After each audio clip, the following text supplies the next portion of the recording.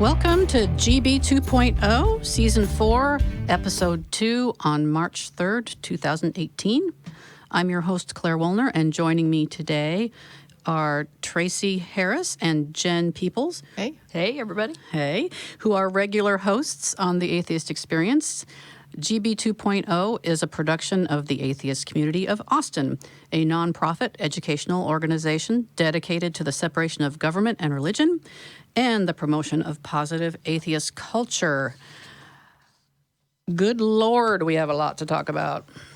Where do we want to start? I want to start by just letting people know that I, feel really bad that Callie Wright couldn't be here today because I posted that on the Facebook page, and it was the intention, and everything was looking like all the stars had aligned, and the times for the flights, and everything was perfect to get her on here as well as DAE tomorrow.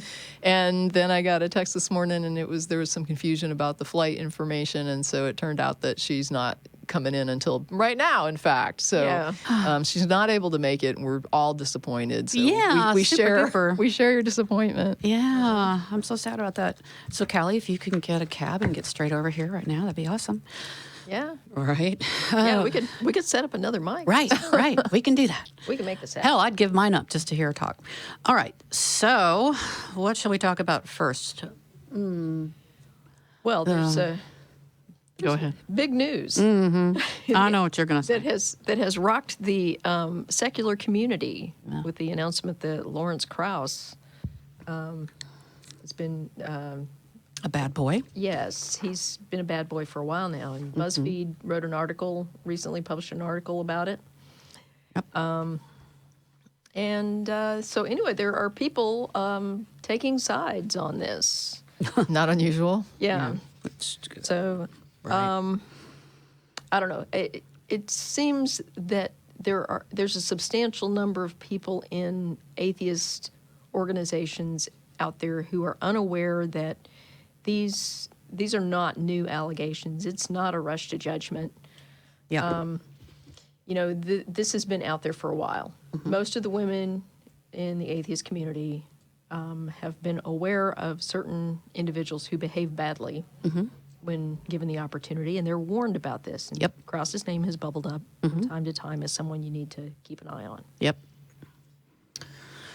So, for me, it's been nice to be vindicated because you hear about these things, and I can't really talk, but when you see that, he has actually been found guilty of doing some things and kicked out of 2 colleges, and I'm like, okay, all right, this is real, and so, and it's not just that. Go on. Well, and the thing is, I mean, I don't have anything to add to the situation with Krauss. I think I don't want to add anything on to what the BuzzFeed article wrote. I don't have any personal experience that I can contribute. What I want to bring up is how people approach things like this. And it was something, Tracie, you had published something on your Facebook page about people are treating it like, claiming that Jesus existed or something like that. And I actually had an interaction with someone on a friend's page who is basically saying the same thing. And I'll actually read the comment that she posted out there. It was in response to my pointing out that these allegations have been out there for a long time. It's not just one person. You've got multiple allegations. And she wrote, "It doesn't matter if 1 million people say they saw Jesus. I will reserve judgment until there's evidence. All claims would have to be investigated and vetted properly. Why have you abandoned what you preach? What is motivating you seriously? Is it personal, as in do you know these women personally? Something is seriously clouding your judgment." And she was writing this to me. And so there's a couple things on this. First of all, she's treating the claim that women are sexually harassed, groped, sometimes raped, as if they are as extraordinary as a claim that someone saw Jesus. It's definitely not extraordinary. And she's holding herself out as like the example of what a skeptic should be. Yeah. And this is not skepticism. This is denial of reality. I mean, there's, and I'll have to look this up, but there's a guy out there that's actually done a mathematical analysis of the odds that a sexual assault or harassment claim is not true, and it's based on the information we have about, false claims. So the rate of false allegations is pretty low.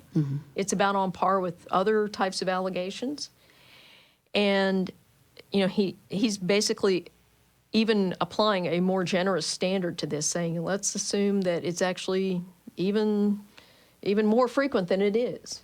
Say, 10% are false. By that standard, if a man is accused of sexual assault or harassment or rape, the odds of him not being guilty are pretty low already. Doesn't mean that he's not entitled to, due process or whatever. And that's a legal standard, by the way. That's not what we have to go with as far as, how we make decisions about who to hang out with. Right. But if two women come forward and accuse him of the same thing, then the odds are astronomically low that he's completely innocent.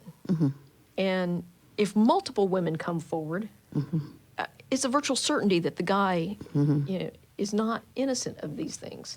I wish statistics was required in high school so that everyone understood what it really means. So, I mean, I get that people want to give people the benefit of the doubt, and especially if they're personally acquainted with someone, it's hard to believe. Yeah. But, I mean, really, the odds are low that these allegations are not true. And I wanted to bring this into context of something that I'm pretty familiar with. Back in the late 90s, the Army was confronting a series of sexual misconduct scandals, some of which involved drill sergeants and other people in positions of authority. And they opened this hotline. And so there were, the hotline was flooded with thousands of calls. Wow. Well, one of the calls that came through actually accused the Sergeant Major of the Army of sexual misconduct. And so the Army opened an investigation. He was actually relieved of duty while this investigation proceeded. In the course of the investigation, 5 more women came forward and accused him of similar things. And what was chilling about this whole thing was that these women didn't know each other. They met each other for the first time in the courtroom when this guy was court-martialed. Okay? In spite of that, they were interviewed by different criminal investigation investigators too. So it wasn't like the investigators got together and coached them into the same statements. Right. They all told remarkably similar stories about how he approached them and what he did. That's very chilling. And unfortunately, because of the rules in an Army court, each allegation had to stand on its own merits. And so they couldn't take 6 allegations that were remarkably similar and look at it and say, oh, there's a pattern here. They couldn't do that statistical analysis and apply it to that case. So they had to look at only the evidence that applied to each case. And so he was acquitted of all of the sexual misconduct charges. The only thing they convicted him of was obstructing justice, because they had him on a recorded conversation with one of his accusers, and he was coaching her about what to say. So that it was basically suborning perjury. And that's what they got him on, was obstructing justice. And he was reduced in rank, and he had to retire and all that stuff. So these women had to endure 2 traumas. First, the actual physical trauma, and then the trauma of not having it acknowledged, which is a full-on other thing. And they were, it was the standard stuff. They're sluts, they're whores, they came after him, they're lying, all of the standard stuff.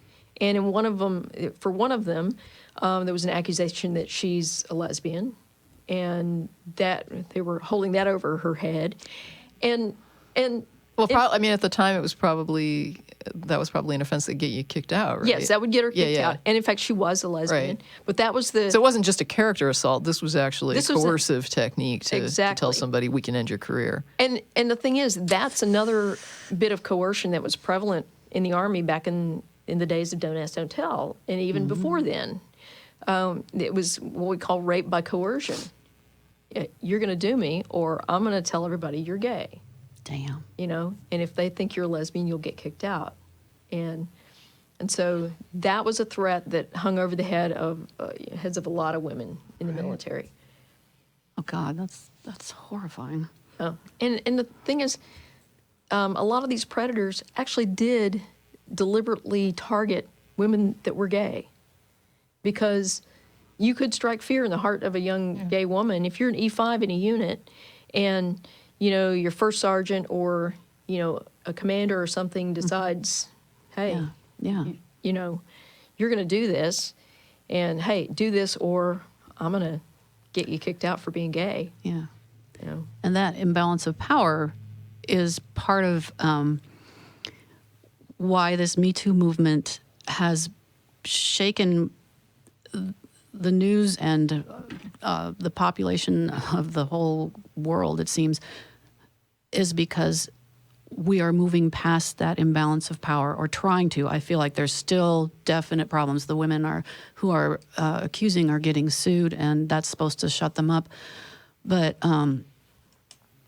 I know that I have experienced a lot of sexual harassment, and much of it was with an imbalance in power in play. And so, okay, I can blow the whistle on this person, but it will end my career. Right. Saying I have been sexually harassed or any other sort of thing that accuses a man of power of anything, it's not just as simple as coming forward. Right. And the other thing is, it's another level. When, in one instance, the harassment was, it was very clear that if I wanted a particular job, that I was going to have to do something that I didn't want to do. Right. And in the field where I was, And not work related. right? Yeah, not so much. Yeah. Not show me your publications. Right. Yes. So it was very clear that was what's supposed to happen. Yeah. And in the field I was in, jobs were they were like hen's teeth. Yeah. There goes that job. Yep. There goes that job. It affected my career so many times. I actually want to mention something. I was contacted by somebody maybe a month or two ago, who wanted some clarification on a question that really kind of surprised me. I'm going to change it up a bit because I don't want to give any details that they may have discussed this with some other people, and I don't want to give their identity away. But let's just say, for example, that I'm a Hollywood movie producer, and people come to me with their scripts and they want them made into movies. Their question amounted to, what would be wrong with me saying you have to smoke my pole to get your script made into a movie? And if people are willing to do it, then why isn't that okay? And I said, Somebody said that really for yeah. They basically said that this is not a person who is, required to make your script into a movie, and so what's the harm in them demanding whatever they want? Because you can just take your script somewhere else, right? You don't need to take it here. My God. And I was trying to explain to them that this is a coercive thing, that you can't hold somebody's career opportunities over their head to basically, number one, they have the fear that what if I walk out of here and then my reputation gets ruined? What if they go talk to other producers and, this is somebody that could not just deny me an opportunity, but could do damage to my career. And I don't know that they wouldn't, because clearly they're not ethical. Right. And you also have the issue of how badly does this person they're talking to, need this opportunity? How badly would they want this opportunity? And this is not, it shows, like, to me, a real disregard for consent, right? Because consent, I remember I read a really great article that was written by a sexual consent educator. And it was probably one of the most, level-headed, objective pieces that I read after the Aziz Ansari stuff came out. There was a lot of, angry rhetoric on both sides of this thing. People were very volatile and emotional about it, understandably.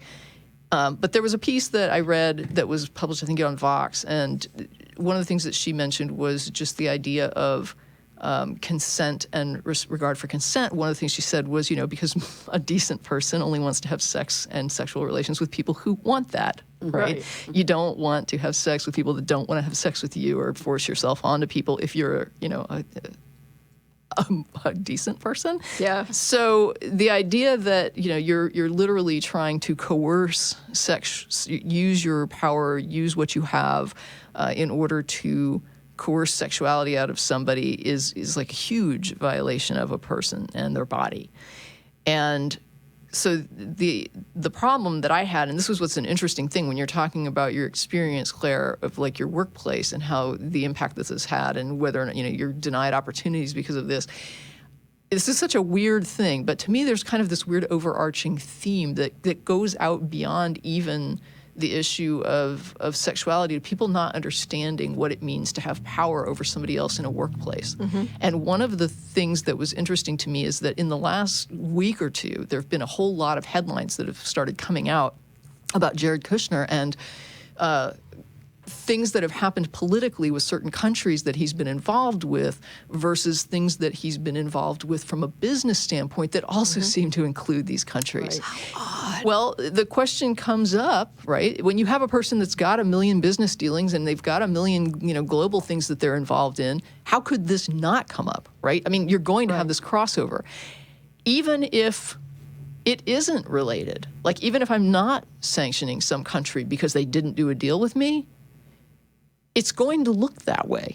If only we could have foreseen this problem. Right. And so when I'm reading this, I'm reading the back and forth, and people are saying, well, you know, this is a very innocent, this is two things don't have anything to do with each other, and they're not. And I'm sitting here looking at it, and I'm saying, you know, this is why we have divestment requirements and policies around public office, especially higher public office where you have global decisions that you're making. When you're involved in a global company, it is never more important that you divest yourself of those interests, because this is the problem. You end up in situations where there's this big mess of overlap and all the people watching are saying, are you using your position unethically or are you not?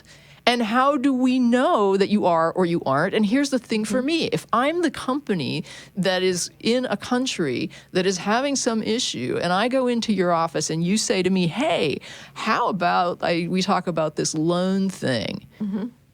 How do I feel as far as turning you down for that, right? Or how do I feel about, you know, my capacity to say no to a thing? And so when this person is talking about the idea of, well, people might be into this, somebody might be willing to do a thing like that and okay with it, and it's not a problem, and then they get this benefit, and that's totally fine with them. And I'm thinking to myself, you have just reached like the farthest boundaries of reasonable scenarios to try and justify abusing somebody in an employment situation or in a employment opportunity situation where this is not the norm. This is not the person we're talking about. When somebody is asked for sexual favors for promotion or for job opportunities or for employment, this is not mostly people who are totally cool having sex with somebody for a job. Date. And you know, there's this 1 in a million person who, you know, feels like they've been abused. You know, it's in a general term. I'm not saying that we can rule out that there is this person who is like, gee, my goal is to sleep my way to the top. But I'm going to say that it's pretty safe bet that if somebody's asking you for sex in the workplace, let's say that you've got a Jared Kushner situation where the person just thinks that you're attractive and they wouldn't ever dream of penalizing you professionally for this. When they're above you, you don't know that. You don't know that this offer is on the up and up. You don't know that there are not going to be repercussions if you say no. And this is why a person with power, like a conference speaker or a boss or a person who has job opportunities that they can allow or deny to somebody else, they need to have those boundaries in place so that you don't abuse people. Because even if you are like the nicest person in the world who would never dream of doing such a thing, when you throw that offer down, the person on the receiving end is saying, is this what I think it is? Right. And you don't know if when they agree, there's no way to know if they're agreeing because, hey, I'm cool with this, which is probably not the case, or if they're agreeing to this because they feel like they don't have a choice. Which is, and that's why in the military, those prohibitions on relationships between people of different ranks in certain circumstances is absolutely prohibited. Right. So if like I'm a battalion commander. I can't date anybody in my battalion. Of course not. That they all in some way report to me. If I'm a brigade commander, well, now I can't date anybody in the brigade. If I'm a battalion commander and I want to date the XO of a neighboring battalion, no problem. That XO is a major. I'm a lieutenant colonel. There's still no problem, Right. even though there's a rank difference, because I don't have anything to say about her career or what happens to her after that. Well, and I just want to point out too, because I threw in the conference speaker in there. I'm sorry. Did you have more to say? Well, in the situation like where you have people in a basic training company, trainees, they're off limits to everybody. Anybody permanent party, any drill sergeant, anybody there that is not a trainee, you cannot date a trainee because everybody has authority over them. Yeah, you just don't. It's not about whether you mean it to be coercive or Right. not. It's about the fact that the person on the receiving end can't know. Right. And it doesn't matter what you're saying. They don't know. They don't know what the answer is to this question, and they should not be put in that situation. And not only that, but if let's say I'm a drill sergeant and I see a trainee that I think is really cute and I would like to date her. Even if she consented, how could I ever know? Right. How could I You ever can't. know? And she can't ever know that was actually, something she had complete control over, that she could say no. Right. And so that's why it is Because what happens if it starts out, really nice and everybody's in agreement, everything is fine, and then she decides she wants to go date somebody else, and then you turn crazy? Yeah. Or, sorry, that's an ableist slur. No, I mean, I'm trying to do right, better. right. So let me Got just it. say you turn punitive. Right. Toward this person. Yeah. And that's one thing I like. I want to say, I like that about the ableist thing because it makes me think more about my vocabulary. Right. Yeah. And I like it appreciate too. that. I do too. So, yeah. So if I decide to retaliate against her, and that's a real possibility. You never know when people, get involved, how right. things are going to work out, Because how many people seem really charming and then you try to leave and suddenly you have a stalker. Oh boy. Yeah. But the thing about the conference speaker, I just want to bring this up real quickly because it's a little bit of a different dynamic in that there probably isn't like that denial of something to you, right? Like, for example, the conference speaker, you're very impressed. But I am not, even though I've spoken in a few places, I'm not really like the commanding conference speaker. Nobody's, banging down my door, and I am not going to be the headliner at any conference anytime soon. But even I have seen enough of the people who like what I do to recognize how easily I could take advantage of these people, because there are folks who don't really have what I would call a realistic perspective of who I am, like you're talking about earlier. I don't know if it was if we got this on the air, if it was pre-show, but you were talking about putting people on pedestals, Jen. Yes. And when a person is doing that to you and you're aware of it, to me, it's egregious to take advantage of that. Right. And as the person that's speaking and a person who's doing TAE, when I'm talking to people, I actually kind of make an effort to not even, I don't really even look when I'm looking at dating or something. I kind of look outside the community because I prefer people that don't know me, don't have any concept of what I do and any of that, because I don't want to have that kind of influence over anybody. And I don't want to be objectified in that way. So from a personal selfish level, I don't like being treated like that because I'm not the thing, right? I'm the person that you don't know that you're objectifying into something else that you see. And so it's kind of offensive to me on a personal level.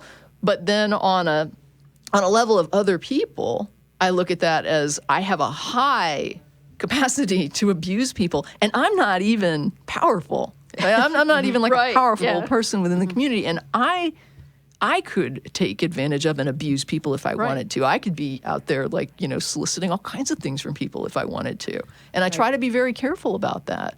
So let me see if I have this straight.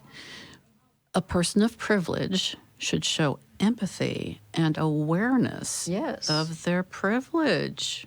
Yeah. And sometimes people aren't aware of it. You know what I mean? That's what I'm saying. Yeah. And I'm not saying like this is necessarily an evil person, but they to just know that this person who even might be throwing themselves at you may not have the capacity to really understand who you are and what's going on in the situation. I mean, to them, you're like almost iconic in some ways. And if I get this, right, if I get this from people, I know that somebody who's like a headliner is got to be just, swamped in this stuff.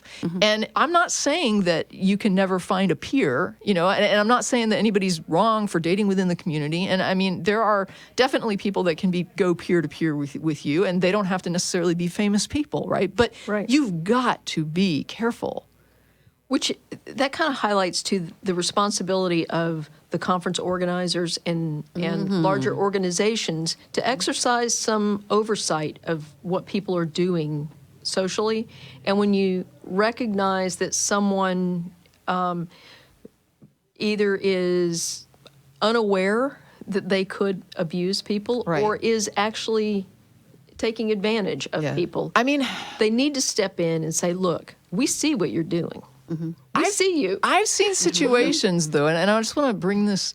I mean, I get what you're saying, and I think that, but I think I've seen people that I actually like and regard who don't realize what they're doing. Yeah. Right? And sometimes a person who has not had attention that starts to get all this attention can themselves be kind of overwhelmed by it. Like suddenly people are sexually interested in me just because I showed up here and they've seen my face, and what's wrong if I and they're not used to this, right? So they look at it almost like they're kind of naively overwhelmed, even though they're on the power side of it. So it's kind of like what Claire is saying. There's a need for almost education in this area where people understand that you can't do this to people who don't. When someone doesn't know who they're not looking at you right. They're not seeing you clearly. And that's what I was saying. I think the organizations and conference organizers have a responsibility not only to the conference goers and the people who might be abused, but also to the speakers who may not be aware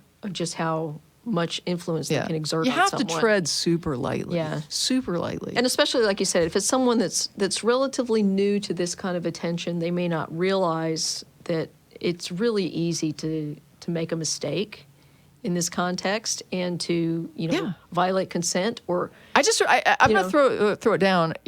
I think it's safe that nobody can identify somebody from this because it was a one-on-one conversation I had with somebody. They may recognize themselves, but hey, no one else knows who you are. But so someone had intention of meeting somebody at a conference, right? So they had an ongoing kind of back dialogue with someone, and it was like, hey, they're going to be there, I'm going to be there, we're going to hook up, whatever. That's fine. You've got your thing going on. I ran into someone. They were going to meet us, and I ran, and somebody shows up, and it's just full-on fan person, right? Full-on fan person. And I thought, oh no, tell me this is not the person that you're like baiting in here, because this is so wrong. And so later, the person showed up, and it wasn't the person I thought it was. And I was like, good. So, my God. So the person shows up, and they have a lot more, they're with it a little bit more. They're seeing things more clearly. They're more reasonable, And so later, I kind of, as a sideline, mentioned to my colleague at the time, I was like, hey, when I saw that other person show up, I thought maybe that was them. And I was like, whoa. And they said to me, well, I would have gone with that one too. Oh, whoa! Right. So and at that point I was like, I think this is when I need to just stop talking, because I have a whole different philosophy on this. Oh yeah. Right. To me, the two of them were night and day. One was a complete no. Yeah. Not even. It's like a groupie almost. You know what I mean? And I'm like, that's taking advantage of somebody. Yeah. It is taking advantage. It completely is. Even if that groupie is collecting, so to speak, like I'm going to collect that famous person and that famous person and that famous. No. Right. It's still. Well, to me, I mean, I don't want to be that notch on somebody's bedpost. Right. Well, that goes back to the objectivism, and that's funny. That was what I was thinking. Like I said, have more ethics than right. Yeah, no, what I think what Jen is saying is she has more self-esteem, right? So the idea is, I don't want to have sex with somebody who is only there with me because they don't really know who I am. Right. Right. So in other words, Exactly. you know, They're having sex with they this have, fantasy. yeah, it's one thing to have a one-nighter with someone who doesn't know who you are and you're both just doing the one-night thing. But when somebody is there and they're basically treating you like something you know you're not, Right. and they want to be with you because they have an objectified image of you that's not real, and you say, yeah, sure, you're basically just saying, you might as well just take I am a human being and crumple it up and throw it in the wastebasket, right? Because you're not anymore, right? You're basically saying you don't have to treat me like a human. Yeah. And that's the part of it that it kind of makes me angry. You know, the other part, I just feel sorry for the person, and I wish they would. I when I see people like this, I wish they would feel more self-esteem themselves. Like I don't like the fact that someone looks Right. up to me. I don't like the fact that we've talked about this hero worship kind of thing, and it's like I want that person. I wish that everybody could be peer-to-peer. I wish that everybody who met me would feel like a peer and respect themselves like a peer and not think of me as better than them or think of anyone as better than them. And so I feel bad when I see the person who's very fawning, because it just makes me feel like I wish you knew that you don't have to see other people as better than you. But I also look at you know what that says about me, and I know they don't know me, because if they got to know me more and there ever was like that moment, they would be like, I remember a time when I was like a fan or whatever. And it's like, no, the more you know a person as a person, and you can get past that image that you built before you met them at all, the more I think you lose that sort of veneer of worship. Oh, yeah. Yeah. And I know when I was younger, I had that sort of putting people on a pedestal. Like I put my grad school advisor on a pedestal. In ways, he's still up there because and he's dead now. He died just before I finished my PhD. But as I get older and wiser, Right. it doesn't make any sense to do that. Because when we're younger, I mean, just real quickly, when we're younger, we're building our identities. And so we are looking to other people to see, like, what things do we admire in other people in order to incorporate into ourselves. What kind of person do I want to be is a question that at some point each of us has to ask ourselves. We're not born the person we want to be. We have to become that person. And so as we go through the job of becoming, there should hit a point where you are pretty well integrated as a human being, and where you feel good about where you're at and where you become the person you admire. And then there's you and other people, and you're all on an equal plane. And to me, that's sort of, when people don't achieve that, when they get caught in that area of identity development and they never really become the person, I want people to become the person that they admire. Exactly. So that they don't have to admire other people. Right. Yeah. Yeah, exactly. And just be really comfortable in your own skin, happy with who you are. It took me, I'm 52, and it took me a while to get here. And I've said often, I really wish for the Vulcan transfer of energy thing, because I wish I'd had all this knowledge back a long time ago and done stupid things and all that, but it just doesn't work that way. So my point is that if you are that older, wiser person, not taking responsibility for the person who isn't at least wise, sometimes older people are still not wise, then I see that as incredibly unethical. Yeah. That's just... it is. And I guess the only caveat, the only little asterisk I would put is that sometimes it's just ignorant. Sometimes it really is the person doesn't know what it is they're doing. And I think that's what Jen is saying. That's why you have to craft policies that help people who aren't aware of the damage they could do to somebody. And that's one of the reasons I was so stunned when the secular community a while back went through the whole let's craft sexual harassment policies for all of the conferences.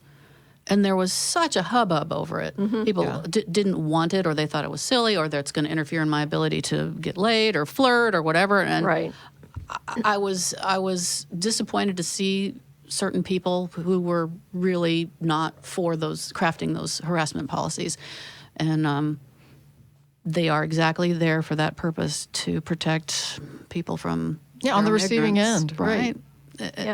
On the receiving end, but also, like we were saying, the people that are just unaware that Right. they could violate a boundary. It's like, okay, we're going to write the boundaries down for you. Yeah, Make it easy to right. follow, you know? Right. So as long as you follow the handbook. It's kind of like what you were probably gonna be saying okay. the last time we were talking about, people that were oppressed who then go on to repress that and then harm other people, right? Right. And so at a certain point, your policy has to just basically say it doesn't matter if you like this or not. It's about protecting the people that you're going to make uncomfortable or somehow Right. damage in a way that we want the conference to be inclusive, right? And I saw a Right. really great little, it was a professional video actually, but it was about inclusion. And so it had to do with including diverse people and how when you have a more inclusive situation, when you build a product that includes people instead of excludes people, how that's like a better model because you get more diversity, you get more people comfortable with it, you can sell more product when you make the product more inclusive of people. And what's really weird to me is that, if I'm building a piece of software and I want to make it friendly to deaf users, or I want to make it friendly to like vision impaired users, or, to anybody, somebody who might be like learns more slowly, or I'm going to have to think about that when I design the interface for this. And so you have this situation where if you have a person who basically says, I'm not going to buy your software if you make it inclusive. I mean, there's no way you can deal with that customer, right? It's Right. like, okay, well, Right. then we're going to be exclusive in your case because the goal here is to make as many people comfortable in a huge group setting as possible. And if your goal is to say, I don't care how uncomfortable I make other people, then you would be one of the few people we'd be willing to exclude. Well, and Yes. we see this actually, certain people's responses to some of the movies that have been released Oh, Lordy. in the last year. I mean, the latest Star Wars, Black Panther, Star Wars, Wonder Woman, and people are just losing their shit over the fact that the main protagonist of these movies is not a cishet white dude, and it's like, oh, they'll never make any money, and it's like, oh, but they will. They are. You're doing just fine. Just you keep on bitching. But it's like, okay, let's broaden your concept of what it means to be, a superhero or, the main protagonist of a movie. Right. It doesn't have to be somebody that looks just like you. Representation counts. And I think that's why you're seeing so much love for Black Panther, which I haven't seen yet, and I really want to take my kid to see that. Yeah. But Yeah. It shows a stunning lack of, of understanding of your own privilege, because if you're white, I do this with my kids. I think I'm probably one of, maybe Jen, I bet you do this too. But when I'm watching The Avengers or any of these movies, I say, wow, there is not a person of color inside. yeah. And there's not, imagine if you were black and you were watching this, how would you feel?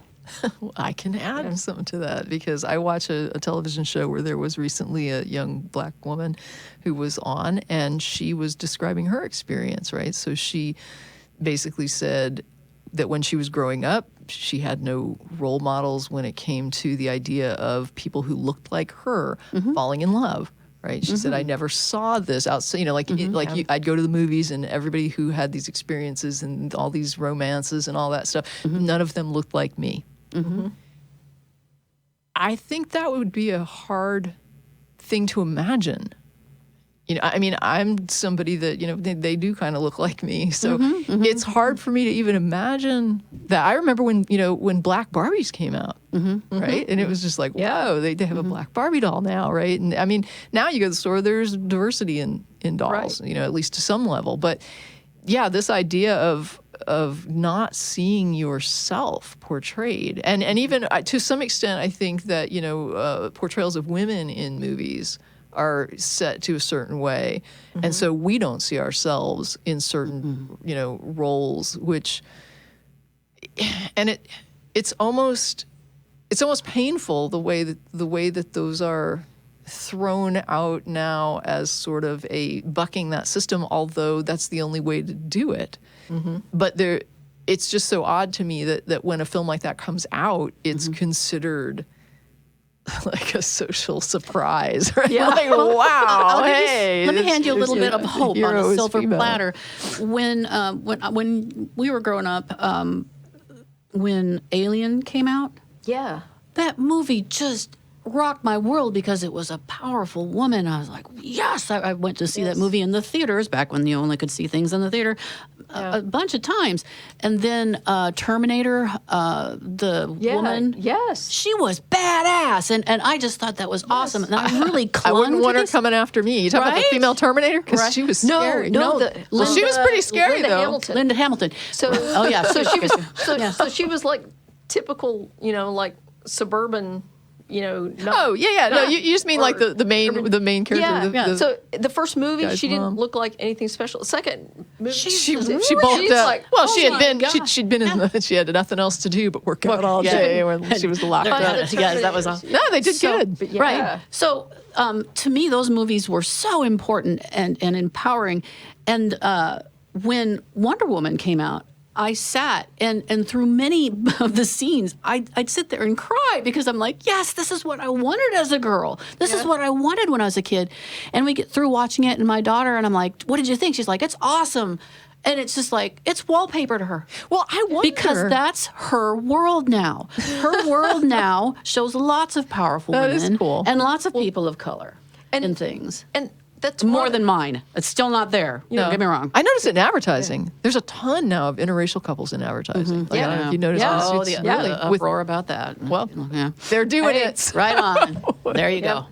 No, you guys remember the series Xena Warrior Princess? Oh, yes. Oh my God, I love that series. Yeah, and I part of loved it her. was that I mean I know that there was a lot of like subtext in lesbian subtext in that series, and they picked up on it. I think after like the second season, they started actually deliberately putting it in there.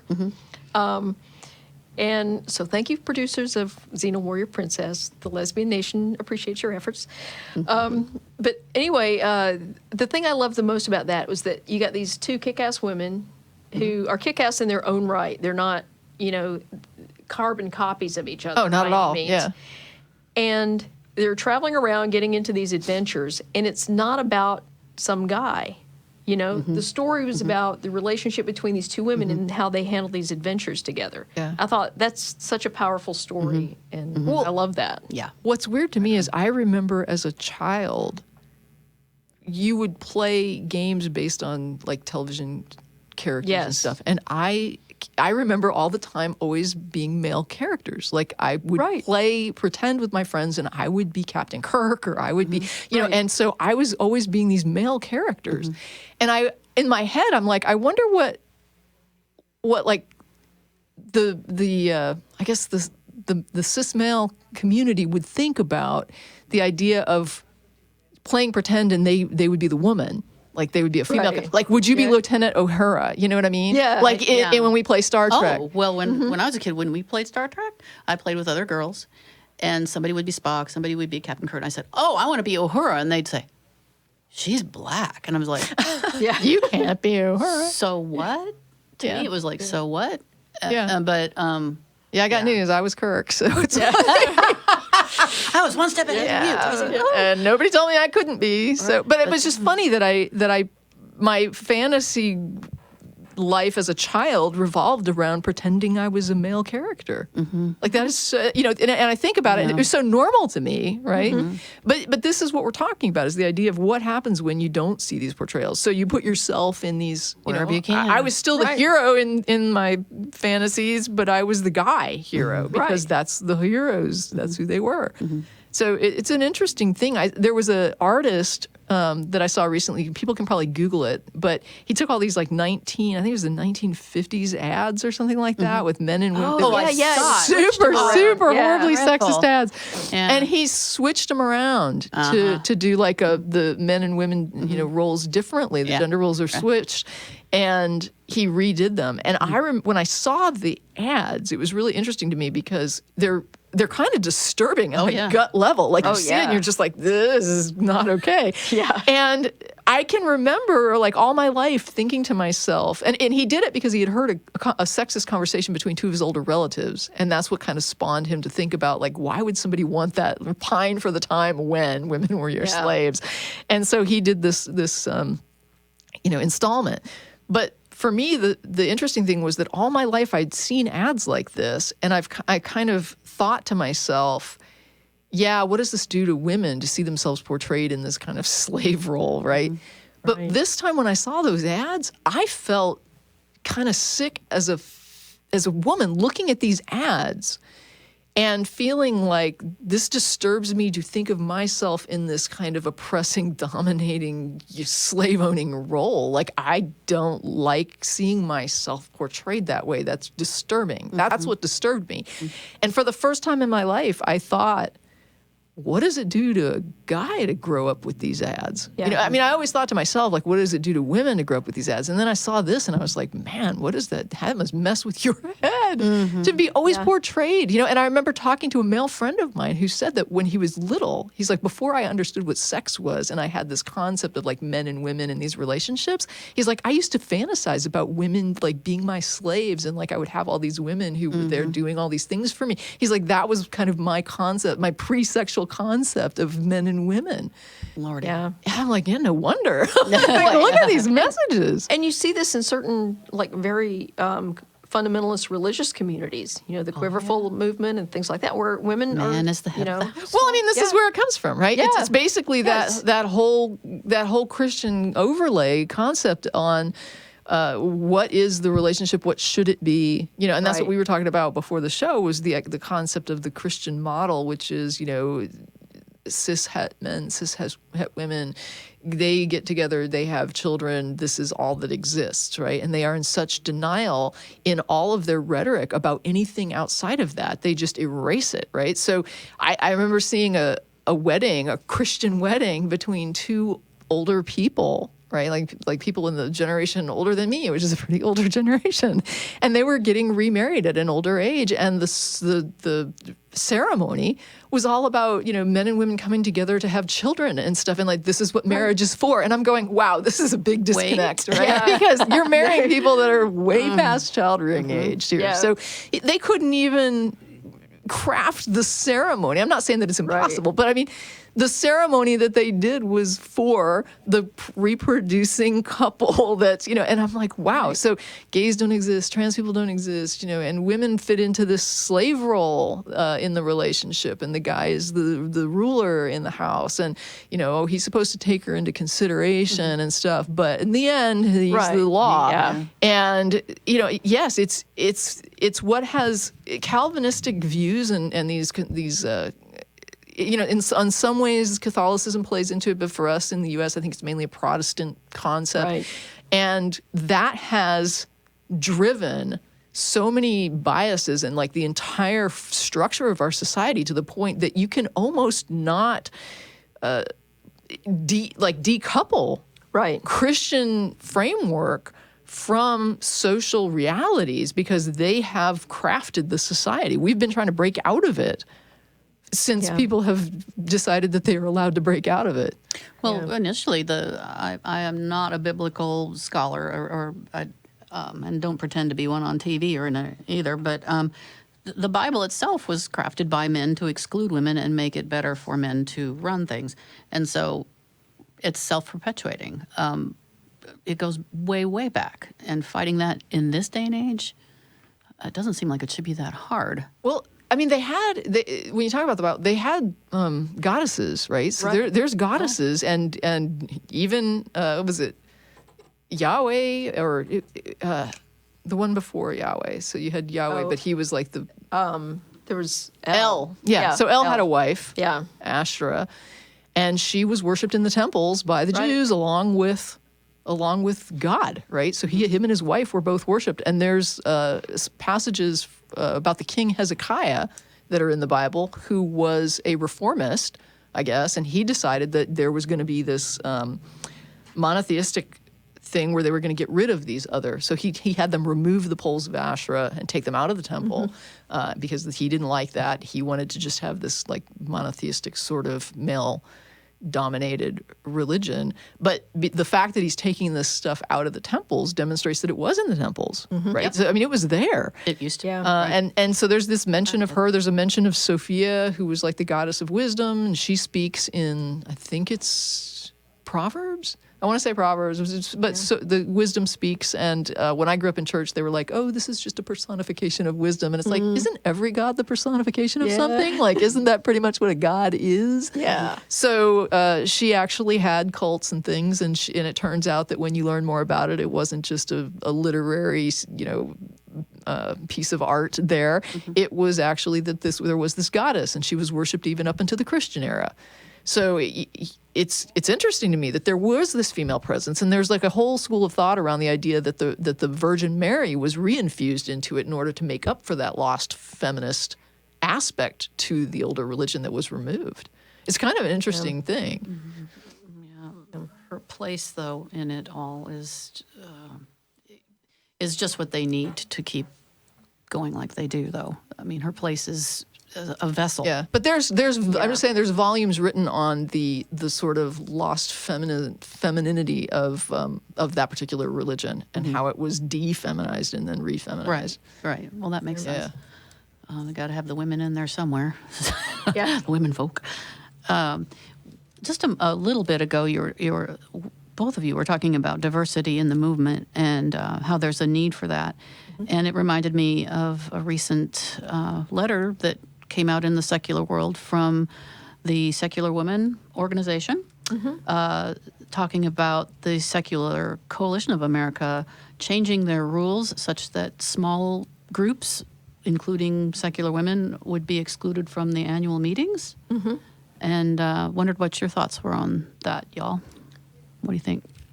For an organization that has tried, meaning SCA, has tried for years to build itself as sort of the umbrella lobbying arm for all secular groups, I don't know how they can justify that decision. I mean... Yeah, you got to include everybody. Yeah, and I mean, by doing this, they're keeping the larger groups that can basically afford the membership to SCA. And they're losing the voice of all of the smaller groups that are really the grassroots that will bring the diversity that we need.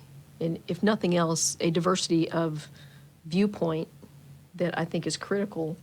But I don't know. I've looked at some of the things that SCA has done in the past several years, and it's been underwhelming, to say the least. And they seem to have been pretty intent on narrowing their focus. For a long time, they had a Republican, conservative person, and they were like, "Oh, there's lots of atheist Republicans." It's like, well, how'd that work out for y'all?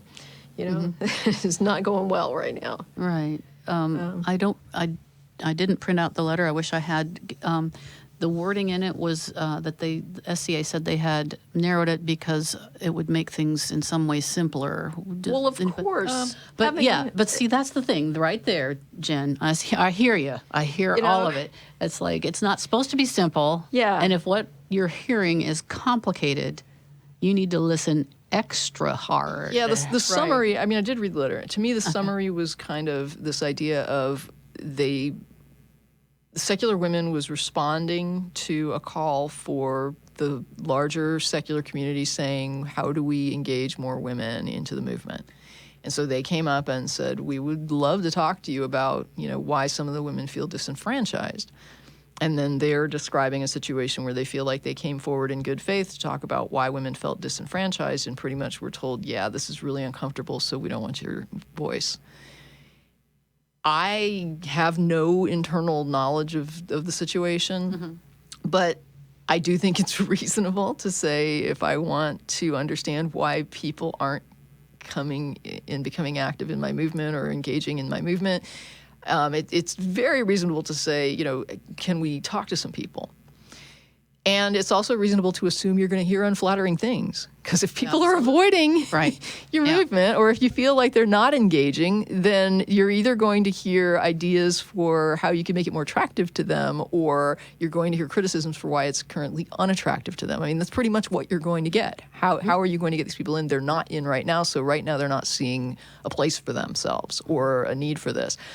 And so if you're sincere about that, I don't think that simply hearing negative or critical feedback should be sufficient for you to shut the door on it. Like Jen said, if it's not just a matter of, hey, if you had more balloons at the conference, that would rock. Because women love balloons, right? Yeah. So it's not going to be that simple. And there are some. It's going to be a tough thing. I think a lot. Just bring dark chocolate. To be fair, there you go. See, I brought it here today. I do want to say, in fairness, that a lot of the conferences, the individual conferences have made an effort. Right. Like I see a lot of the conference groups that are putting on conferences, especially the smaller ones, saying we want to include more diverse voices. Right. And I have seen some diversity at some of these great diverse speakers, and. So I don't want to make it sound like nobody's responding to this, but you're talking about like a specific situation between these two groups and why one of the groups was shut down. And I definitely from their letter got the view that they felt like they were responding to a call and then the door was shut in their face. Right. Yeah. It was somehow unwieldy. And to my mind, okay, if I'm trying to think of all the possible scenarios for why they would reduce the number of voices that they want to hear. Okay, so maybe it's unwieldy. All right, hire somebody to help you communicate among all of the groups and coordinate, maybe have little subgroups. Every problem that I can think of, there's a solution. Right. Well, and, their response to this kind of reminds me of a recent ad that somebody posted. It was a poster from, I think, Brigham Young University, and it was some kind of panel discussion on women in mathematics. Oh, that was awesome. And it was all dudes. men. All men on this panel. And so people were like, hey, did you guys just look at this before you put it out there? Yeah. And the thing that killed me most on the announcement was it said, there will be treats. Yes. And I was like, really? Is this for children or something? That's what you see on a birthday party invitation, not for children. And I'm like, treats, do I have to sit up and beg, or how do I get the treat? Right. Oh, my Lord. It's like, oh, my gosh. Hey, I did want to hit on something. Just because you mentioned a Republican, it's not quite the same thing. But they did have CPAC, which is like the gift that keeps on giving, right? Oh, yes. Right on. So CPAC, we had a little incident with Michael Steele. Oh, yeah. Who... so I'm just going to read this intro here. I cut the piece that I wanted from an article that was titled Michael Steele Spars with CPAC Head Over Officials' Race Comment. What the hell? This was out of The Hill. It says, former Republican National Committee Chairman Michael Steele confronted the chairman of the American Conservative Union on Saturday over comments made by a spokesman for the group at a major conservative conference a day earlier. The row between the former RNC head and Matt Schlapp on Steele's Sirius XM show Steele and Unger came a day after Ian Walters, the communications director for the Conservative Political Action Conference, said that Steele was picked as RNC chairman because, quote, he was a black guy. Wow. Quote, those words that tumbled out of his mouth, I believe, were unfortunate words, Schlapp told Steele, who served as RNC chairman from 2009 till 2011. Schlapp said that while Walter's comment was in poor taste, Steele had been critical of the Republican Party under President Trump and had not gotten, quote, universal praise, unquote, from conservatives for his stewardship of the RNC. That promoted a heated response from Steele. Quote, what the hell does my race have to do with any of that at the end of the day? What does the color of my skin have to do with anything you just said? Steele said.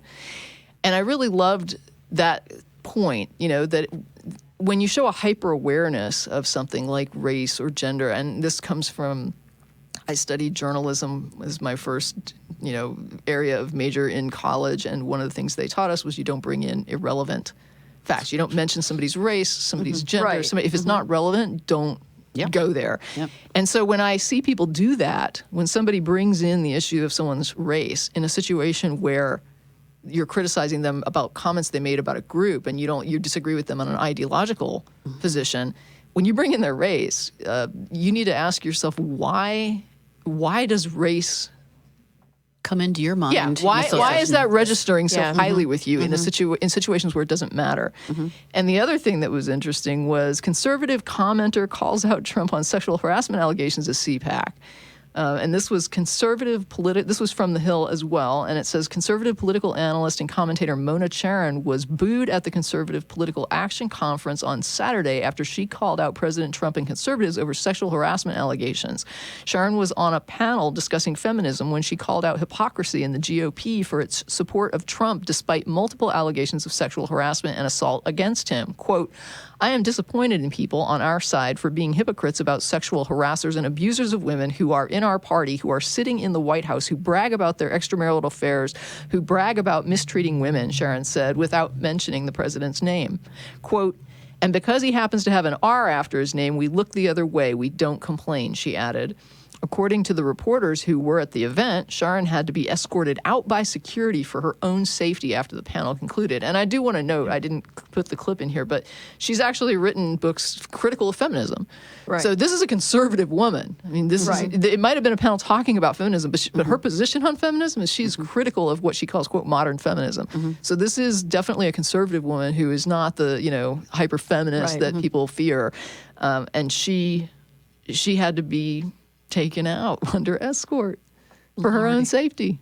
So CPAC was real interesting this year. Definitely getting bolder on the misogyny and racism. Another way that we're polarizing, I think. It's terrifying. Well, to me. I'm gonna keep telling myself there's more of us than them It's true. Yeah. until I see different. Right? Oh my God. I read.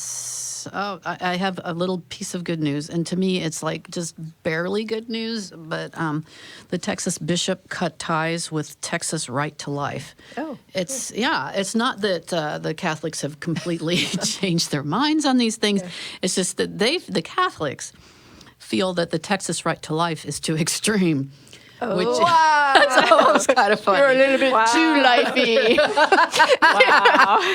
Now, to be fair, the reasons they cut ties with them is because the Right to Life, Texas Right to Life group, did three things that they felt were unethical. And the three things that they state, I think I would agree, even if you are a Right to Lifer, it wasn't a clean way of doing what they were doing. They were rating people on their right to lifeiness, and it was not on their actual voting record. It was on their assessment of what the person did or said or something. I'm not sure exactly. It doesn't say in the article, right? So voting record that you have to really, really, really, you have to have a sign in your front yard or something. I don't know. And then, perhaps the most topical with Texas political primaries looming on March 6th was the bishop's disapproval of Right to Life's voter guide. I already said that one. Where's the one that I wanted to read? Here, hang on. This one was interesting to me. This is the second news. On end-of-life issues, the bishops countered Texas Right to Life's suggestions that the church supported legislation allowing euthanasia and death panels. The bishops stated that the legislation reflected the long-standing church teaching requiring a balance of patient autonomy and the physician conscience protection. So I feel so conflicted about this. I know that this is supposed to be good news and that it's moving forward insofar as that the Catholic Church here has acknowledged that everybody has a right to feel how they feel. Live and let live is what that basically says. Mm-hmm. Awesome. If somebody dumps my ass in a Catholic hospital and I need something to happen that's going to save my life and I'm pregnant and it might hurt the baby and they choose the fetus and they choose the fetus over my life, it's still not okay. Yeah.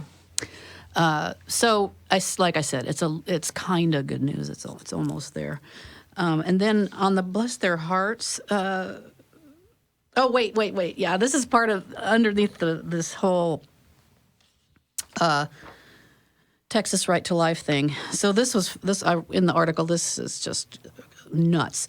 Republican, oops, I did know, it. right? This is completely bizarre. Okay, Republican State Representative Matt Rinaldi, the pro-life whip during the last session of the Texas legislature, issued a 4-page letter to Bishop Edward Burns of Dallas defending Texas' right to life, speculating that lay staff and not the bishops themselves were responsible for the advisory. Wow. Isn't that hilarious? It's like, the secretaries got together and wrote this and sent it Does out. the bishop know they did this? Someone needs to tell him. So they've invented a conspiracy theory Absolutely. to explain this. How Yes. convenient. Yeah, I thought made me laugh. I was like, oh, you gotta be shitting me. I want to say I've got this one in here that's Pence.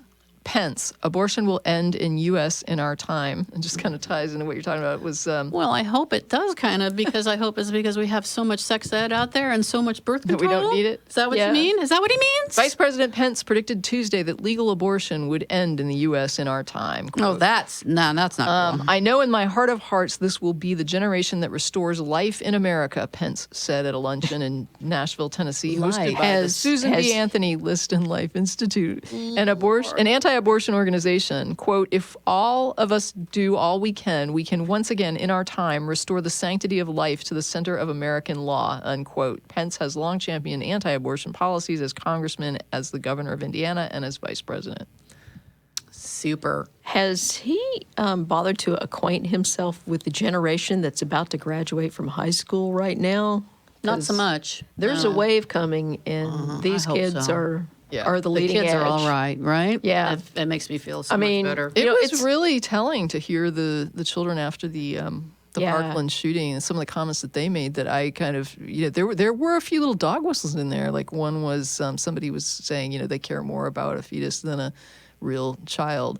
And I was just like, well, I've heard that plenty of times where I live, but I'm not sure that the church is used to hearing it. You know? Yeah, especially not from 17-year-olds. Yeah.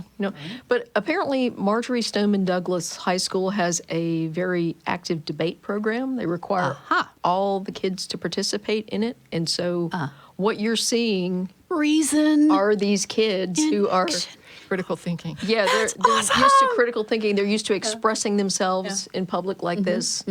And, it's Women's History Month, so I just want to, point out that Emma Gonzalez, one of those students, is absolutely fierce. Yeah. I look forward to seeing what she's going to do. She's hard to miss. Yeah.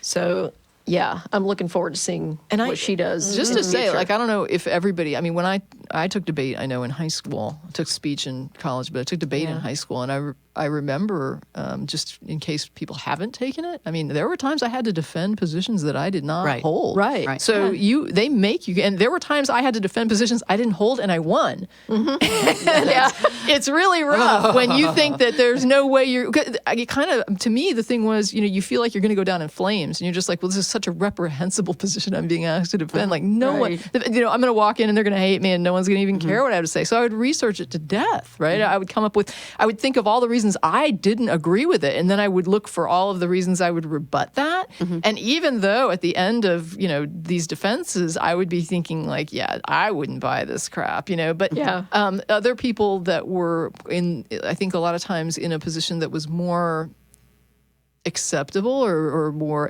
people empathized with more, they wouldn't do as hard. They wouldn't work as hard on their defense, and it was kind of horrifying to me to go in with a position that was really awful and walk away trouncing somebody. And I'm like, this is hideous. Yeah. But it does make you think. It makes you anticipate what someone's going to say to you. It makes you think about what you think about it, what other people are going to think about it, what do people who do defend this think about it, how do they view it. It makes you look at that.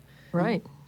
So this also, there's more good news, but I want to jump into something else real quick.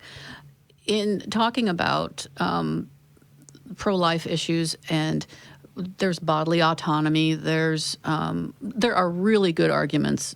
Of course, bodily autonomy, I think, is the best. And I was talking with a friend, and she said, who is Catholic and goes to Catholic church, but she is not pro-life.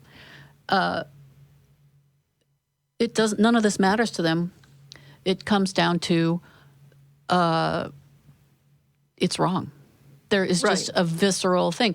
And that's like the evolution thing that I did on your show, Jen, where there's just a visceral reaction. I don't want to be related to any ape.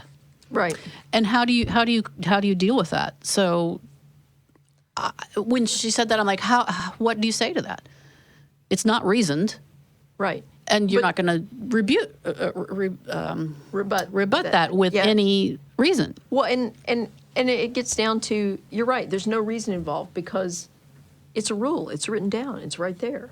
Well, it's more than that. They have a feeling about that being a baby. I mean, especially... Right. Yeah, and there's the emotional connection, but, I mean, when it comes down to the reason, it isn't reason, there's a rule, and everything else is justification for the rule. Mm-hmm. And so the emotion that's tied to it with, oh, it's a baby, it's like if you knew anything about, embryology or, prenatal development, you'd see that it's, in a lot of ways, it's not like a baby. It's not a little pink newborn. I think even if they knew all that no, stuff, this gets to an interesting thing, though. There's, I went to this interesting art exhibit, actually. Like, there was a couple of artists that were being, having their shows, and there was this upstairs thing that you could go into, and I forget what it was called. It had some cute little name, and it was like this experiential sort of thing that you went into, and you had to participate in whatever way you felt comfortable with.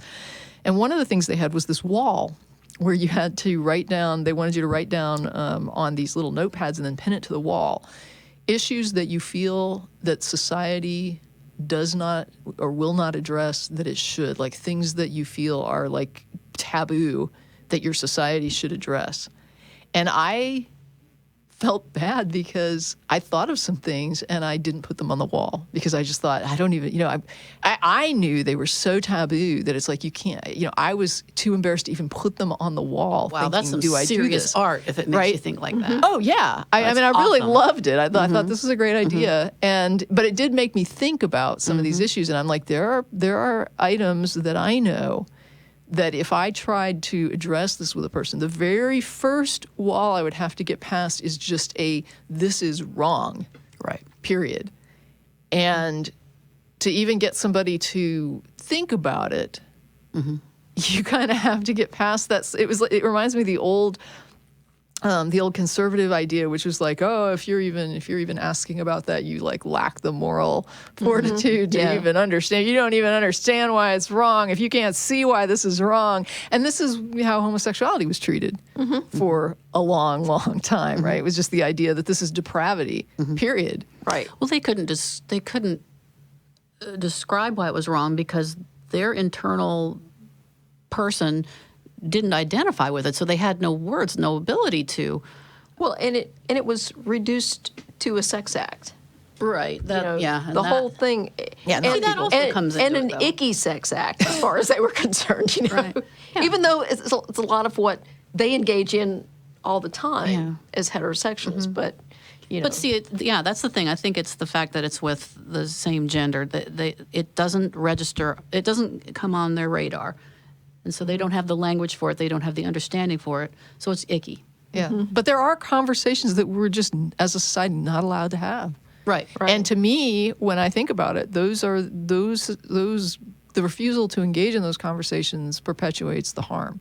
Oh, yeah. But it's interesting. They're powerful taboos. So, but that you can't even raise it. Like even in the most open-minded groups, sometimes it's like I don't know if I can even raise this issue. So that happens, and for what you're describing, I think is the same type of thing. It's like this is just wrong. How do you not see this is wrong? They're killing a baby. It's wrong to kill babies. It's just wrong. Yeah. So is this a good time to transition into a discussion of gender? Sure. Oh, we could do that. Yeah. Did you have something else first? I just, there are a couple more good newsy things, and then I would love to go into the gender thing. Okay, yeah. Okay, the bless your heart thing. Has anybody heard what happened to Mike Hughes, who decided that he was going to prove that the Earth was flat by going up? Oh, did he do it? Did he shoot up his thing? I did not see anything following up. No, you didn't do it. I thought you had an update. I wish I did, but I don't. Let me Google Mike Hughes while There you're you talking. go. There you go. Research flat Earth was his. He's probably orbiting right now. Yes. Yes. I hope he's sending back some data. Okay. And here's one that isn't about feminism. Oh wait, here's one that's really great. It's about feminism. It's about how, and I thought one of you were going to almost bring it up. It's from Christian Toolkit, and it's that you should how to sit properly.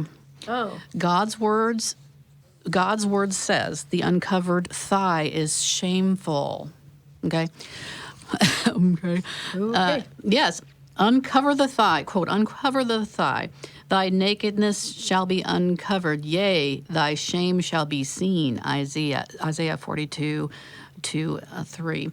Webster's Dictionary. Thigh, the part of the leg extending from the knee to the hip. And so what they're saying essentially, they're combining what the Bible says with what the dictionary definition is, and they're basically saying that the thigh starts at the knee. Your knee is part of your thigh.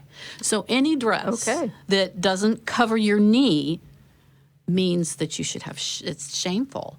You're like, It's funny. You have sex with men for money. Some of these things, what's funny is some of these things, and I think that's one of them, are euphemisms for sex.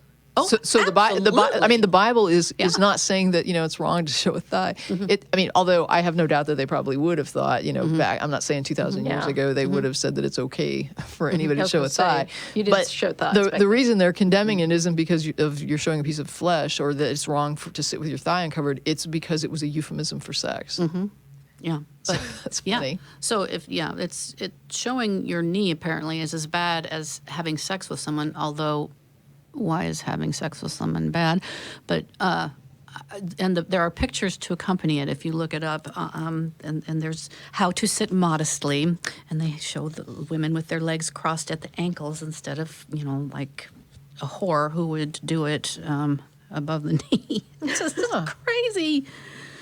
Oh my God! So I don't think I've been very good about sitting properly. I'm certainly. I'm horrible at it, and that's fine. But I have tights on, so my thighs are covered.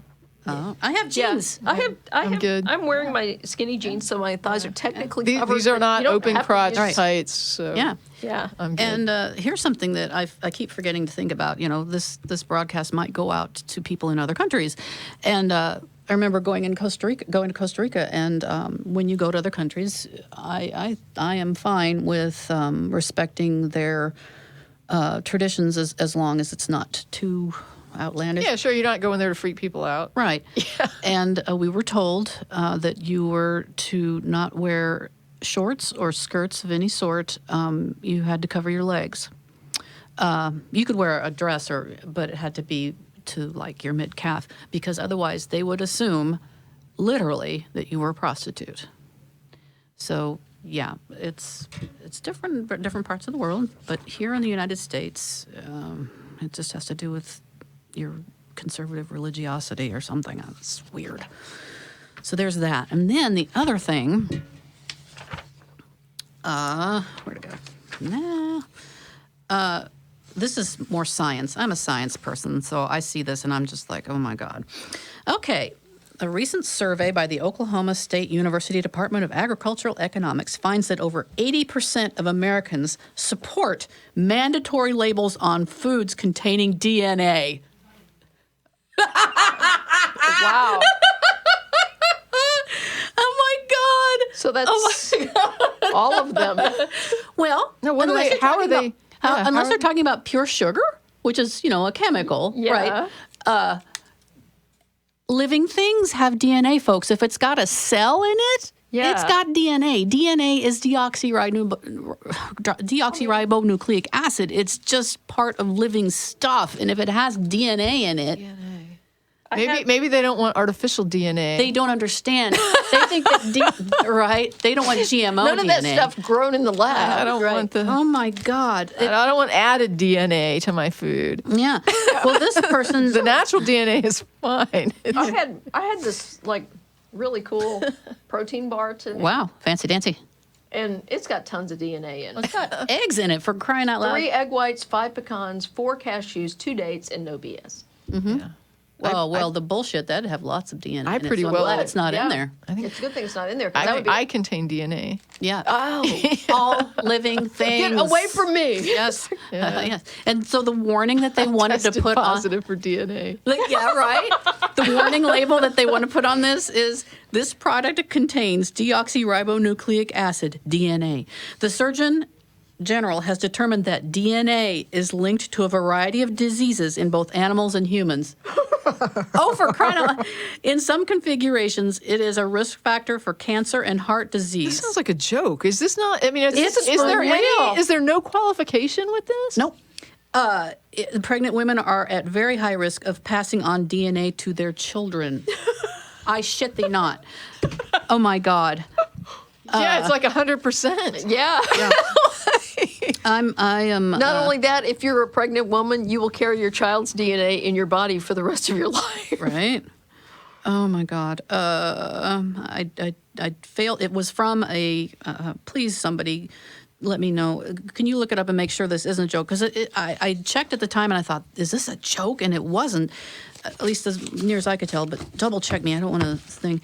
But I don't know what this is. Like, I'm looking at the headlines and it's Okay. just. Yeah, polls repeatedly show that much of the public is often ignorant of both basic scientific facts. No shit. The public scientific knowledge isn't much better. The survey found that about 25% of Americans don't know that the Earth revolves around the sun.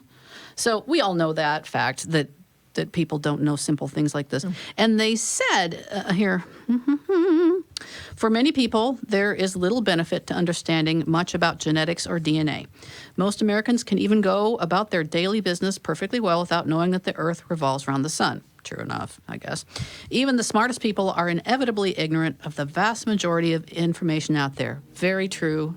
I am super cognizant of that.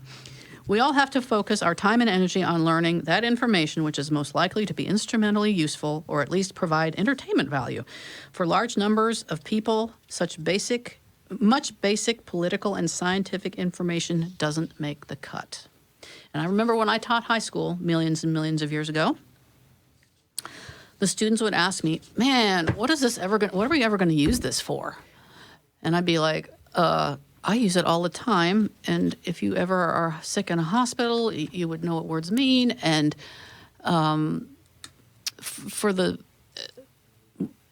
when it came to evolution, they flat out thought I was going straight to hell. And I said, okay, I don't need you to accept evolution, but you need to understand it so that if you're going to argue with someone, you need to have some basic understanding of what evolution actually is, so that you can craft better arguments. Yeah, I've seen some bad ones. Yeah, but have either of you? I am one of the only people on Earth who does not have a laptop, so I'm depending on Tracie and Jen. to try to find It this. actually was reported in the Washington Post in May of 2016 that 80% of Americans support. Yeah, a Oklahoma warning label. State University did the survey, Their Department yeah. of Agriculture, their little agricultural department So- did the survey. But I kind of think that it's one of those things where they're like, how aware is the public? Yep. Right. You know? And, Yeah. And the warning label was actually the author of this piece in the Washington Post who proposed that as his suggested language for the mandatory Okay. warning. Right, So that right. was kind of a tongue yeah, in so cheek. just to let people Yeah. know, But- I don't think that this is like some Yeah. kind of a serious policy, But the recommendation. or people something. didn't know. Right. It's more like you were talking about, like people not knowing the Earth goes around the Oh sun. my God. Okay. Yeah. But I mean, Oh it's my definitely God. they definitely did do the poll, and that was the result. Oh my God. It's kind of funny. I mean, Yeah. it's not funny. It's like one of those not funny things. Right. Yeah. Exactly. Bless their hearts. And Oh, keep God. us safe. Right. Please. Yes. Deliver us from evil. Oh my God. Deliver us from ignorance. Oh my God. But Which is peop- evil. these people vote. Yeah. Yes. There's the thing. And so there's the thing. This is a problem, and we get a lot of email asking why we do stuff like this, like GB 2.0 and the Atheist Experience and nonprofits, and it's because people vote, and they vote based on I just feel that this is true. No, even though there's tons of evidence to the Right. contrary. Right. And even if that's not the listener, to equip them with the information and the words to be able to say to people so that you can pass on the information. Watching the Atheist Experience has definitely done that for me in terms of how to speak to people who accept religion, and giving me lots of good information that way. So that's what we really want to do. Yeah, and it's interesting. I mean, I've said things before on the Atheist Experience where people will, contact the show, or like at the blog or something, and point out and say, hey, man, why are you saying this? And then I have to look into it further. And either, in one case, it was a view that I held that was, maybe more justified years ago, but it's not as justified today with better research. And so there's times when, I'll assert something and somebody calls it out, and I go and look it up. It's like, let me go and check this. Did I do something here that was not right? Is there a reason to change my view? And there are, like a lot of times there are. I screw and that's up often. fine. Yeah, I screw up often. So anyhow, but I do try to reduce my ignorance as much as possible. Any other bless their hearts sort of things, or good newsy sorts of things, y'all? Or shall we move on to the gender topic that we were Sure, go for it. Yeah, let's go. All right. We were going to have Callie here. Callie Wright. Well, and We'll still get her on We'll still sometime. get her. Good. That'd be awesome. And where do you want to start? Well, I mean, first of all, there's all kinds of people that think that gender is like this distinct binary that, you can basically look at the kids' pink bits and put them in, one bin or another. black bits. Yeah. And if you can't, you just do surgery and fix them and make That's them right. something that fits. Yeah. Yeah, and they can choose Because to we be all whatever have gender. to fit. That's right. Yeah. You got to fit into the binary. You got to go into the pink bin or the blue bin. And when we adjust the ones that don't fit and we make them fit, that means that we're right, that it's binary. Yeah. And then if some of the pink We're ones making it binary. if some of the bias pink on ones the crawl worst out of the pink, kind. if some people crawl out of the pink bin and into the blue bin and vice Yeah, versa, yeah. then we're like, oh no, you can't do that. And we try to put them back. No. You can only do it to people that are too young to consent. If you're old That's enough to right. consent, you're not allowed to do that. Yeah, God. Because that's unethical. that's right. And it's just wrong. Damn it. In the January 2017 National Geographic issue, the whole issue was about gender. And it's an amazing issue. If you can get hold of it, I have it. I have lent it to so many friends. I put my name all over it, so I'm sure to get it back. But redefining gender is one of the spreads here. And let me just read the list of things that they have, and I'm sure it's not complete, of the different sorts of definitions for gender. There's agender, androgynous, cisgender, gender binary, gender conforming, gender dysphoria, gender expression, gender fluid, gender identity, gender marker, gender nonconforming, gender queer, intersex, LGBTQ, non-binary. The pronouns were he, she, they, and they're that's just part of it. Puberty, suppression, oh my gosh, queer, sexual orientation, transgender, and transsexual. That's got a bunch of different vocabulary, not just the gender. But they, let's see, yeah, they cover heterosexual, trans male, transgender female, trans boy, non-binary. And basically what it comes down to is call somebody whatever the hell they want to be called, Right. right? I just don't understand fighting what somebody wants to be called. Yeah. Yeah, and that's like Gender is so such fluid. it's such a basic courtesy. I mean, My name's Claire. Call me Claire, that's right. right? Yeah. And Or, my name's Claire, call me Jane. Yeah. Right? Okay, Yeah, I'll whatever call the- you Jane. Right. It's Yeah. not a problem. Right. Yeah, and it's like I've had so many people come up to me over my lifetime and say, "Do you mind if I call you Jenny?" And I'm like, "Yeah, I do mind." And they're always like, "Why? It's not my name." yeah, Can you please defend this to me? Because I want to call you Jenny in a bad way. Yeah, it's like that's not my name. Yeah, just FYI, PBS has you can Google it probably. Oh, yeah. It's titled A Map of Gender Diverse Cultures. And I posted this pretty recently. And they have like a little interactive map where you can click on the different cultures and it talks about their perspectives on gender, which are not aligned to our perspectives on gender, which just goes to show that this is a cultural construct. Yeah. And there's I did a lot of reading on this recently because I wanted to kind of get myself straight on some things, no pun intended. And I ended up realizing that there really isn't. There's nothing to tie it to. There's no, it kind of reminded me in an interesting way. There used to be this article that I used to refer people to about defining religion, right? Which reminds me of this defining gender. Right. Because defining religion is very elusive. And Harvard Law School had this wonderful, wonderful article that I used to just love to give to people. And now I don't think they still have it up at their law site, but it was great for a number of years.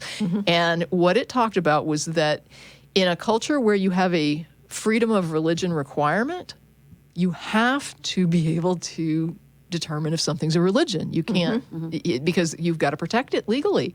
Right. So what happened is there was no single metric that could be applied to anything that was considered a religion. So you didn't have, like, belief in God wasn't a requirement. You had some non, theistic religions. You had some religions that were about cosmology and some that weren't. So there was this weird thing where they had overlap all between them, but there was no single thing that determined whether it was there was no test, like, for was this a religion or not, that was like, well, do you do this, yes or no? Yeah. And so that's what I'm finding out with regard to gender. It's like this interesting thing where people apply their own ideas of what constitutes gender to them. And everybody's kind of got a different thing. And I know that for a while, there's two communities, the community that advocates for the disabled and the community that advocates for trans folks. My engagement with those two communities is probably the one that it has by far in recent years impacted my thinking the most. And when it comes to the trans issue, it's definitely one of those things where when I see a thread and there's a lot of trans people posting, I go and I just read. I don't even comment. I just read because I know I'm going to learn something. And one of the things that got blown away, early on, all these prejudices I had with regard to gender and gender identity, and it calls into question everything, right? Like anything you can think of that it's like, well, this is gender. It turns out that when somebody could come up with an example and I would be like, well, I guess it's not. I guess that would be an example where that wouldn't apply. So, and I would still consider that person a woman, or I would consider that person a man, or that I would have to say that person is agender, or, what. So there were such strange things. Like, I'm kind of embarrassed, but sometimes sharing my ignorance can help other people that might be in the same boat. So I'm going to share my ignorance. You go. I can remember, like, when Jenner came out, Yes. right? And everybody was talking about passing, right? There was all this talk about passing. Yeah. And I thought, well, I've never thought about this, And so there were all these threads about people saying, as a trans person, I feel like I'm judged on how well I pass. And there were some people who were like, I don't want sex assignment surgery. I don't want to pass. I'm not interested in passing. I just identify this way. And other people would call them out and they would say, there's a ton of cis women that don't make any effort to look feminine at all. Right. And nobody questions them.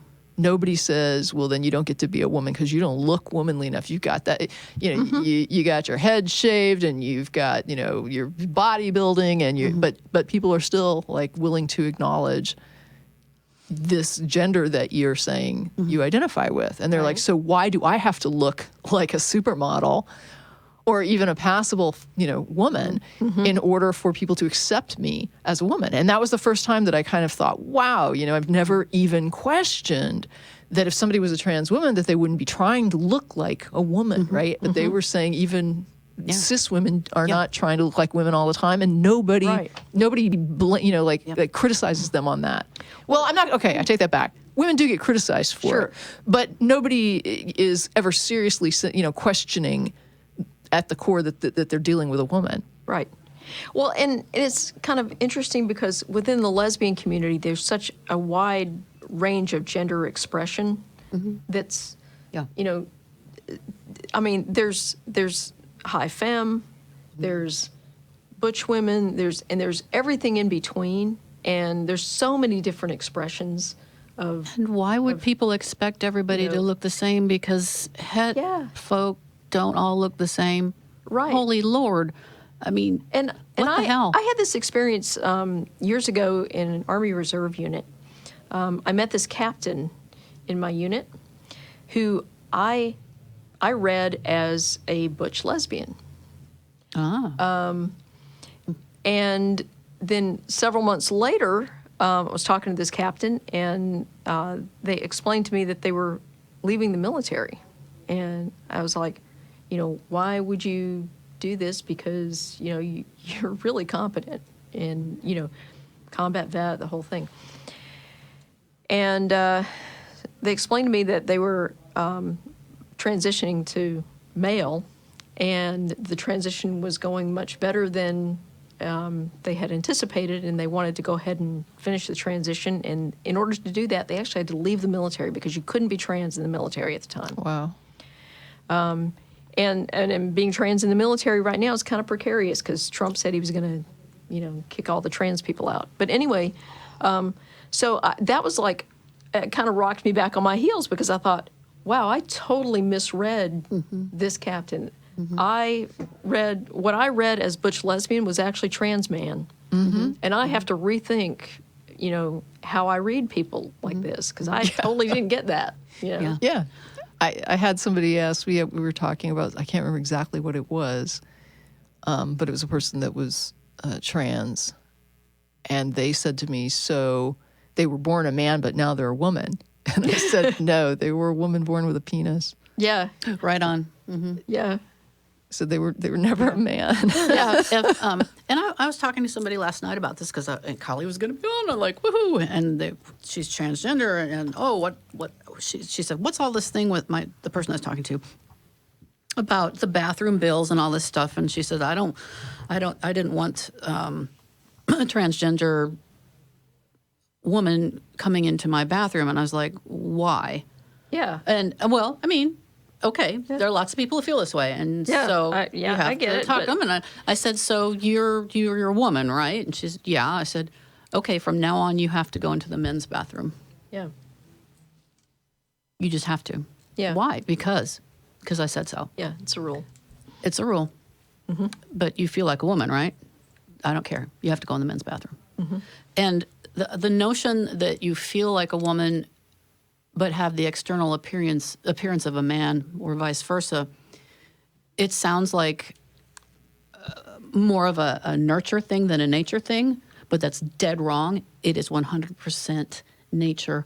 And here's what the National Geographic said just in the simplest and most beautiful of terms. In terms of biology, some scientists think it might be traced to the syncopated pacing of fetal development. Sexual differentiation of the genitals takes place in the first 2 months of pregnancy, wrote Dick Swab, a researcher at the Netherlands Institute for Neuroscience in Amsterdam. And sexual differentiation of the brain starts during the second half of pregnancy. Genitals and brains are thus subjected to different environments of hormones, nutrients, medication, and other chemical substances, several weeks apart in the womb, that affect sexual differentiation. They are totally independent of one another. Right. And whenever I hear stuff like this, I am so grateful we live that we do when we do now, and I just ache for people in the past who just had to suck it up. Yep. And had to live the way society thought they should be. And 100 years from now, someone's going to be saying that about us. I Yeah. know, right? I'm fully aware of that. What a bunch of ignorant Wow, shit. they're going to be saying it sucked that they had to live with this, that this was, still an issue, Yeah. that they were still having to battle to not be sexually assaulted. And Right. that was Absolutely. a controversial thing yeah. that people Yeah. would argue with them about. I'm super aware that I'm fortunate and that I have a tremendous diversity of friends in my world, a lot of different experiences. And I know that that's not everybody's experience. I feel like for me, it's interesting because, I accept the philosophy, right? It's like trans women are women, trans men are men. Like I have no problem with that. And it was interesting because, I think it was the last time we were on, I was talking about the abortion issue. I was telling Jen about this. Yeah. And I froze because I realized like I'm framing this thing in a way that erases trans people, and this is wrong. Like I can't, the terms that I'm talking about it in do not, and that's funny because a lot of times people misuse the phrase cognitive dissonance, right? Cognitive dissonance, they tend to put it forward as a person who's saying something that's almost like hypocritical, right? And they'll use it in it like that.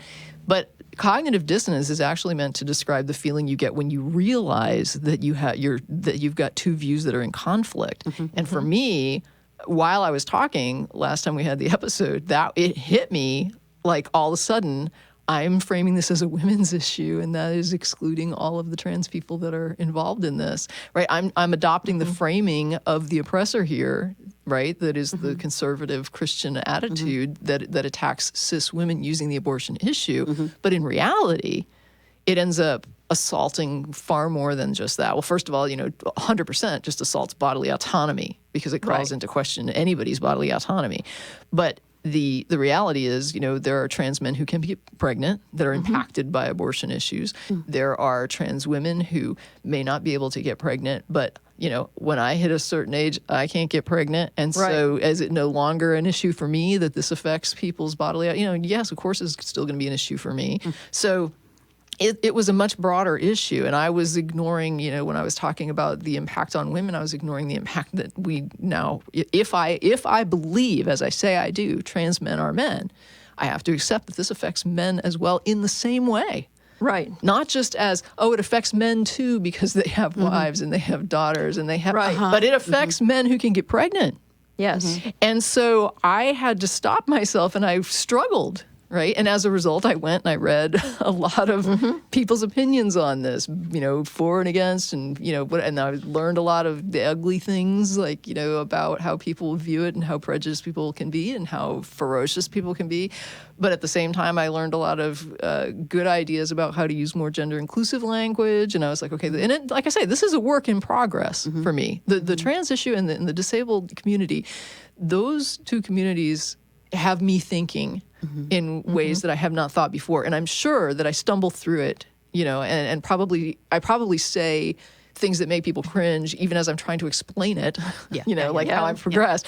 But because I'm working on it. All right. And with this, but the one thing I'm not unclear on is I accept trans men are men, trans women are women. And that means to me that when something comes up that I recognize is in conflict with that, I have to stop and I have to think about, where is this conflict coming from and how do I resolve this?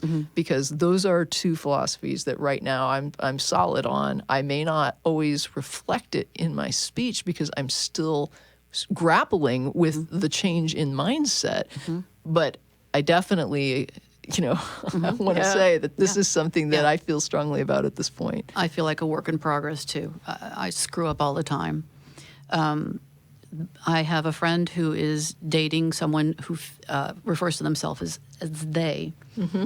And that has taken some serious crunching in my brain to get used to. And I talked to somebody who was a linguist, and she said, well, whenever we use new words to apply to something, it's tricky, but you have to learn it and all that. But she said, they in particular is going to be a difficult one because it is something that applies to more than one thing, and your brain has to rewire what a giant word means in a particular context. So learning to say they is a little trickier than normal. And then I was talking to a gay friend, and he put another layer on it that just, I was like, whoa. He said, I hate this whole they thing. I worked for decades to get away from saying they. They was the code word that you used I was going to bring that up. To avoid saying that you were dating someone of the same gender. You'd say, oh, are you dating anyone? And they would say, the person would say, they're really nice. They're a doctor. And to avoid saying I'm dating a man if you're a man, or I'm dating a woman if you're a woman. And so he has this totally different take on the word they, and he's also in this community. And then somebody else brought up another thing that is just really picky, but I'm like, you're right. The word is they, which is a plural word in our language, but the person is singular. So do you use singular verbs with it or plural verbs with it? We naturally use plural verbs with it, right? That doesn't make sense if it's a single person. Right. Okay.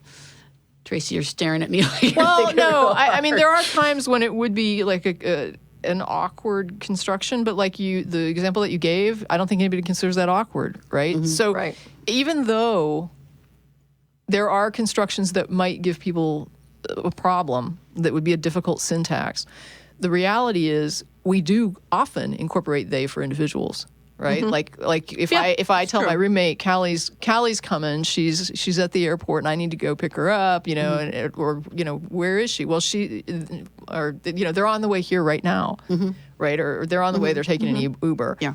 He wouldn't be like, oh, are more people coming than just Callie? You're right. And You're even though there absolutely are, in my You're absolutely example, we do use it that way. And it's considered to native speakers to be perfectly acceptable as far as how it sounds. We don't react like, oh, that's grates on me, unless, I guess if you're like super used to the Latin grammar applied to English, it would bother you a lot. But You're absolutely right. And those of us in the gay community used it because it did gloss over Gender. And it was totally unremarkable. Well, if you did that. and this is history, right? Because I remember the first time I heard this word was like decades ago. It was like gender fucking, right? Yeah. Gender fucking my partner was how it was described to me. Because I had embarrassingly had a conversation with a younger woman, and I was going on and on about dating advice and assuming the entire time that she was like Heterosexual. Yeah. Now that was a long time ago. I've come a little further. Yeah. But yeah, I mean, the level of embarrassment I felt when I realized that, I was dealing with a lesbian woman was really, really huge. But that was the thing. They had, gender fucked their partner in a way that they didn't feel safe, right? So this was a long time ago, and they didn't feel safe telling people that they were gay, and so I was going with this assumption, and they weren't correcting me, and it was, so it just sort of snowballed. But yeah, that was when I learned the term gender fucking. Yeah. Well, I used they in reference to the captain in my unit. Did you notice that? Yeah. Yeah. We're trying. I don't actually know what pronouns they prefer, so I lost contact with them after they left. But that sounds perfectly normal. But I don't know what that's pronouns they prefer. It's a neutral thing. I think they prefer male pronouns, but I'm not sure. But they is always acceptable. Like I say, I'm sure that we could come up with some awkward examples where it would be like, oh, that'd be tough to pull that one off. But that's the thing. And your examples are right on. I mean, if somebody prefers it, and I can, if someone prefers it, I may not always hit it 100%, but I'm certainly going to try, right? Yeah. And one of the things I've learned is that my fear of how difficult a thing will be when it comes to this is much greater than how difficult a thing ends up being. So my friends that have transitioned, it's funny because online I have like a handful of friends that have transitioned, and I remember when they first transitioned thinking, oh, how am I going to call them the wrong name, right? Am I going to get the name wrong and, misgender them or do, stupid things like that? Oh, they're, right? Just a little slur. I can catch myself. And so what was interesting is I can't remember their prior names. Right, yeah. Now I can't even remember what their name was because I'm so used to using the new name that they transitioned with. Right. And so it's become, and I don't, it's weird how how easy it is to adjust to, this is a woman, this is a man, even though my relationship with them began with an assumption that this was a man or this was a woman. And it was like a surprise, surprise, I'm out, I'm really trans. And it was like, I have to get used to this. There's going to be an adjustment period. And there probably was an adjustment period, but it was much shorter than I feared. And it took me much less time to get used to the new normal than I thought. Well, and in my experience with my trans friends, both online and in person, who've transitioned, is that after the transition, they actually they're sort of my view of them sort of broadened in a way, and I think it was had a lot to do with them like opening up more about themselves, and and I could see that in myself after actually was more open in the workplace and everything as a lesbian. It's like I stopped being kind of a two-dimensional person and became, fully three-dimensional in a lot of respects. And so I appreciate their willingness to, trust me and the people around them with that information and to share that with all of us. And I appreciate how difficult that is. And I think that that's why the atheist community has adopted that same term of coming out and feeling like you're a whole person, because that happened with me and my in-laws. Yeah. For the first umpty million years of my relationship with my husband, they didn't really know who I was. Yeah. And now we came out, like I said last time, it was messy. Now we're good. And she says, oh, you're just such a delightful, different person. I'm like, yeah, I'm me now. I Yeah. can just be me. It makes a huge difference. Tracie? Yeah, I was going to say, so speaking of transitions, right, I've got some people I need to pick up at the airport. Okay. Who are going to be on What time? the Atheist Experience It is tomorrow. actually 10 minutes to 1. Yeah. We went over. Yeah, we went way Which over is here. awesome. It's fun. Too much fun. All right. Alrighty. So, any closing words besides here we come, Callie? Let's see. Okay. Well, And I really wish Callie would have been here for that conversation. Yes, Me too. yes, it would have been. let's do it again with her. Yeah, we'll okay? definitely, we'll revisit this. That sounds good. Oh my gosh. And You're looking for your outro. my outro. Here it is. There we go. Alrighty, here's the outro. We don't need a savior. We have each other. It's all we've ever had and all we'll ever need. Good night. Goodbye. Good.